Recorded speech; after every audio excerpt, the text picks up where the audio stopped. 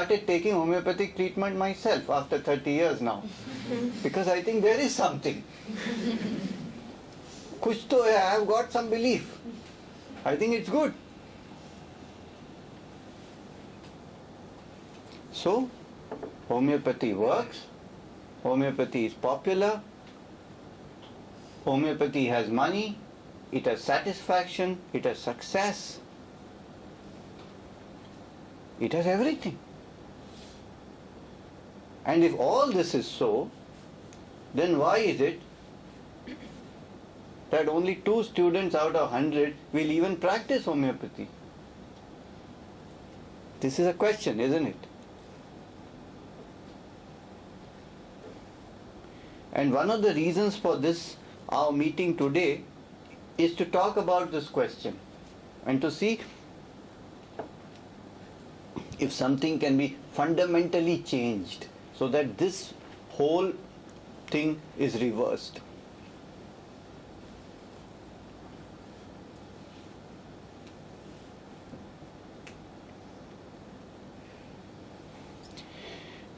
Now, let us study some interesting facts and then derive some conclusions out of it.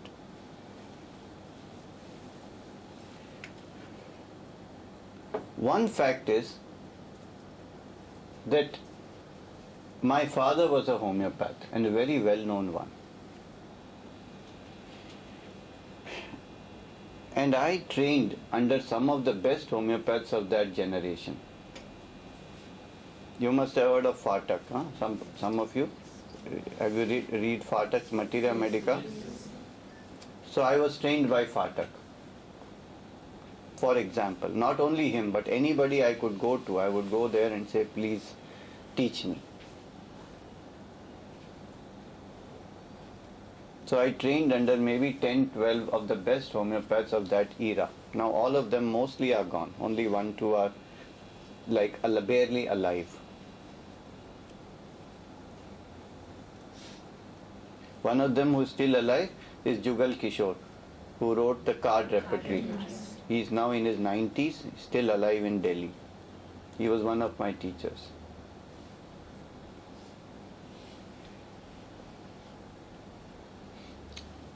I have a colleague, Dr. Jayesh Shah, whose father is also a homeopath, or was. He is not alive.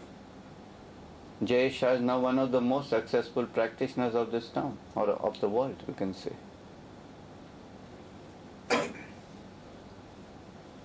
And then you have people who trained under me. Dr. Sujit Chatterjee is there, Dr. Mahesh Gandhi, Dr. Paresh Vasani, Sachindra and Bhavisha Joshi, Dinesh Chavan. All these people trained under me. Meghna is there. And now many of them, or most of them, are very successful practitioners. And many of them are teaching internationally. They did everything what is possible. Brought nice things into the profession.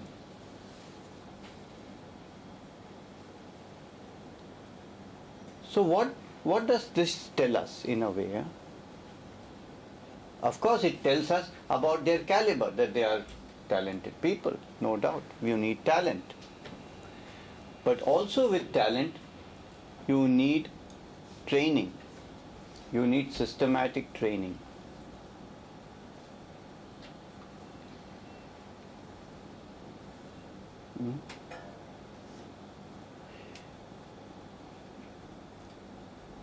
And when you have systematic training, there are 3 advantages. The first, when you watch the experienced practitioner at work, you develop confidence in homeopathy, which is the first and the most important requisite to be a successful homeopath. You need to have absolute faith. And why should you have faith? It's not religion. I can't say, God, believe in God, that's it. I believe so, you believe. No, this is nonsense. This is not science. You will have faith only when you see the results. When you see the confidence of the expert, how confident he is, and what kind of result he can produce. This is the first thing I learned. I tell you, one of my first lessons in homeopathy was when my mother, she developed acute abdominal pain. I must have been about 8-9 years old. She had fever, she had vomiting, acute abdominal pain. My father was a homeopath. He examined her. It was a clear case of appendicitis, acute appendicitis. He knew it at once. He was to leave for Calcutta to teach the teachers repertory. He was teaching repertory. So he was teaching the teachers orientation course in National Institute of Homeopathy. At that time they used to have these courses for teachers. He was the teacher for repertory.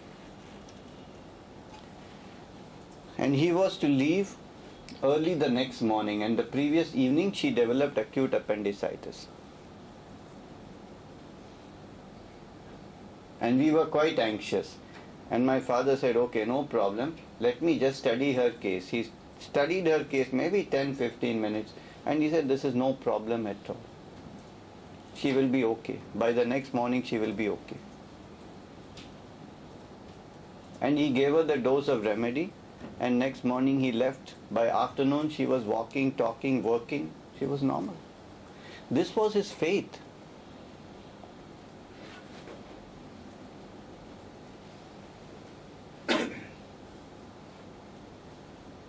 I remember one story I heard in Calcutta.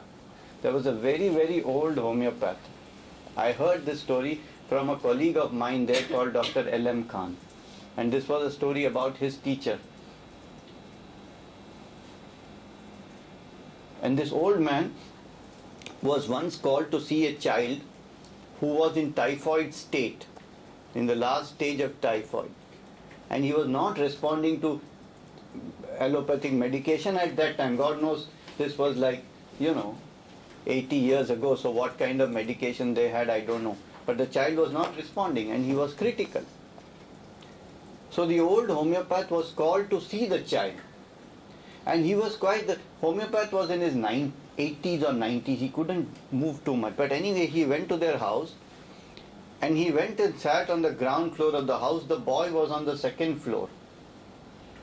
And he said, bring the boy down because I cannot climb up. And they said, it's not possible to bring the boy down because he is bad. And the old man said these words. He said, you bring him down and he will stay down. You keep him up and he will go up. Can you imagine his confidence? L.M. Khan told me this in Bengali language. It sounded very nice.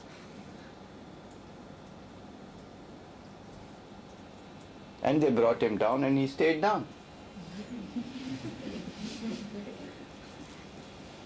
Imagine the confidence. There is a very famous case of Bogar. You have heard the word Bogar?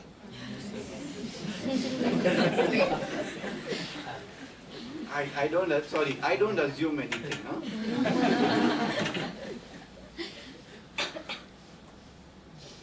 When I start teaching, I don't assume a thing. I normally start with a man called Samuel Hahnemann.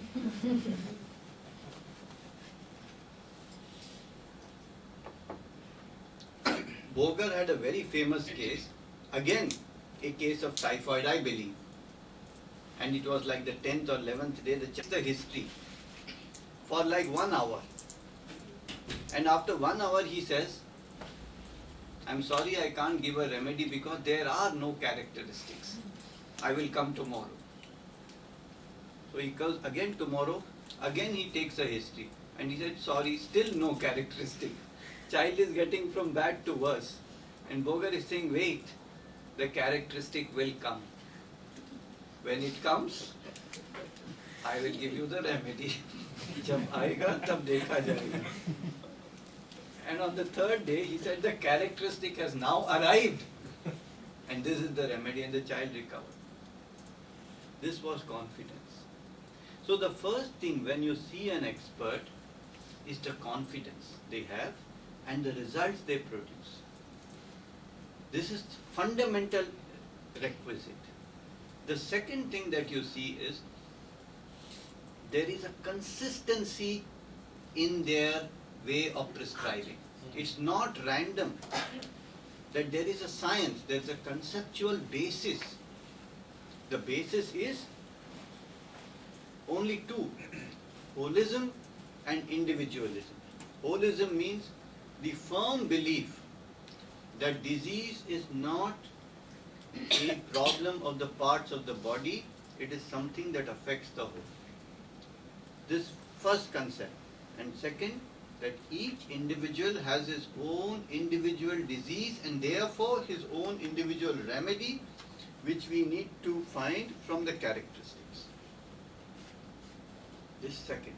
These two concepts, wherever they are used, is consistent. So first is confidence and results, second is consistency and concept, and the third thing that you learn from them is technique. Everything has to be learned. And what seems easy to look at has to be learned from the scratch, from fundamentals. Today we can speak sentences, but at the age of 3, at the age of 2, we were babbling, no? So what seems easy, like driving a car? You can now drive a car with one hand, isn't it? But at some point it was so difficult.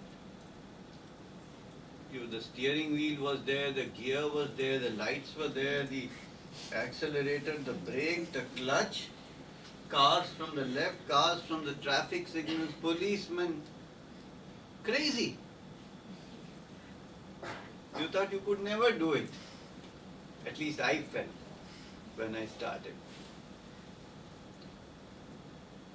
But now it's like breathing, you know. You are not even noticing that you are driving. It's like breathing or walking.